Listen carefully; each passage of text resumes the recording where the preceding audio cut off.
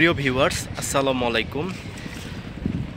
আমার আজকের বিষয়টি হচ্ছে জাপার যে ভাঙ্গন রোধ, জাপার এই কাউন্সিল ষড়যন্ত্র এগুলো নিয়ে।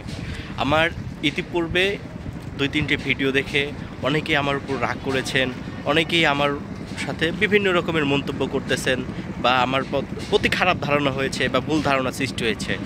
আসলে আমি আপনাদের বলি, আমি একজন জাতীয় পার্টির ক্ষুদ্র কর্মী, একজন সমর্থক।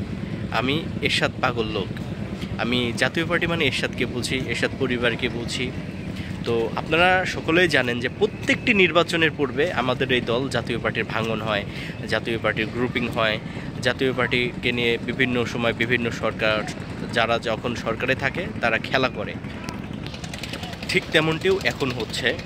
বর্তমান অন্তর্বর্তীকালীন সরকার সহ বেশ কয়েকটি রাজনৈতিক দল জাতীয় পার্টির পেছনে ষড়যন্ত্র করছে এবং জাতীয় পার্টির ঘরের নেতাকর্মী দিয়েই তাদের ক্ষতি করার চেষ্টা করতেছে, ভাঙার চেষ্টা করতেছে। তো একটা কথা বরাবরই বলি যে ঐক্য ছাড়া কোনো কিছু সম্ভব নয়। আমাদের ঐক্য করতে হবে সর্বপ্রথম। জাতীয় পার্টির ঐক্য হলে অন্য সকল রাজনৈতিক দলের আতঙ্ক হবে। কারণ জাতীয় পার্টির ভোট ব্যাংক আছে, জাতীয় পার্টির অর্জন আছে, জাতীয় পার্টির ভালো কিছু শাসনামলের অনেক কিছু আছে। জাতীয় পার্টি এই বাংলাদেশের জন্য অনেক কিছু দিয়ে গিয়েছে, আমাদের নেতা এরশাদ অনেক কিছু দিয়ে গিয়েছে। তো এই জাতীয় পার্টির এই জনপ্রিয়তাকে অন্যান্য রাজনৈতিক দল সহ বর্তমান অন্তর্বর্তীকালীন সরকারও ভয় পায়। তো ঠিক এই কারণেই আমাদের এই দলকে নিয়ে খেলা করতেছে। এই দলের ঐক্যের প্রয়োজন কেন? দেখুন, আমাদের ঐক্য প্রয়োজন এই কারণে, দলের ঐক্য হলে দলের নেতাকর্মী বাড়বে, ভোটার বাড়বে, দলের একটা সুন্দর স্থিতিশীল পরিবেশ আসবে। দল বর্তমান একটি অস্থিতিশীল পরিবেশে যাচ্ছে। দলের মধ্যে কাদা ছোড়াছুড়ি চলছে। এই কাদা ছোড়াছুড়ি অন্য দলের লোকজন করতেছে না, আমার দলের লোকজনই করতেছে। তো এরশাদ পরিবারকে মাইনাস করা মানে জাতীয় পার্টিকে মাইনাস করা। এরশাদের পরিবার কারা? এরশাদের স্ত্রী, এরশাদের সন্তান, এরশাদের ভাই, এরশাদের বোন, এরশাদের ভাগিনা, এরশাদের ভাতিজা, এরাই কিন্তু এরশাদ পরিবার। তো যখন জাতীয় পার্টি থেকে এরশাদ পরিবারকে মাইনাস করা হবে, জাতীয় পার্টি থেকে এরশাদ পরিবারকে মুছে ফেলা হবে, তখন কিন্তু জাতীয় পার্টির সে এরশাদ আদর্শ এবং জাতীয় পার্টির যে মূল যে ধারা সেটা কিন্তু থাকবে না। আমাদের দলের মধ্যে আমাদের পছন্দ অপছন্দ অনেক কিছুই থাকতে পারে, কিন্তু দলের স্বার্থে, দেশের স্বার্থে আমাদের সবাইকে ঐক্যবদ্ধ হতে হবে এবং এক পতাকা তলে আসতে হবে।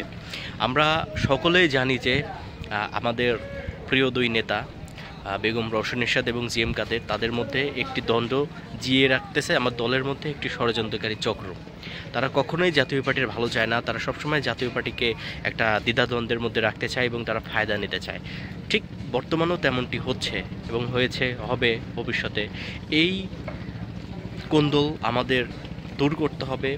আমাদের অতীতের সকল দ্বিধাদ্বন্দ্ব ভুলে যেতে হবে। বর্তমানে আপনারা সকলেই জানেন যে জাতীয় পার্টি ভাঙনের মুখে পড়েছে। এই ভাঙনটা রক্ষা করতে হবে। আমি কিন্তু বরাবরই বলতেছি যে এই ভাঙনটা রক্ষা করতে হবে, রোধ করতে হবে, নইলে জাতীয় পার্টির এবার একদম নিশ্চিহ্ন হয়ে যাবে। 5ই আগস্টের পর জাতীয় পার্টির এমনিতে অবস্থা খুব নাজুক।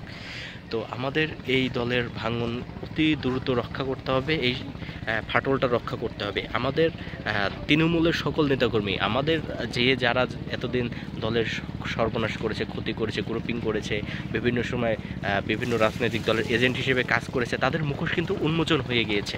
এখন কিন্তু আমাদের সময় এসেছে, সুযোগ এসেছে দলের ত্যাগী তৃণমূল নেতাকর্মী কারা তাদেরকে খুঁজে বের করে মূল্যায়ন করা।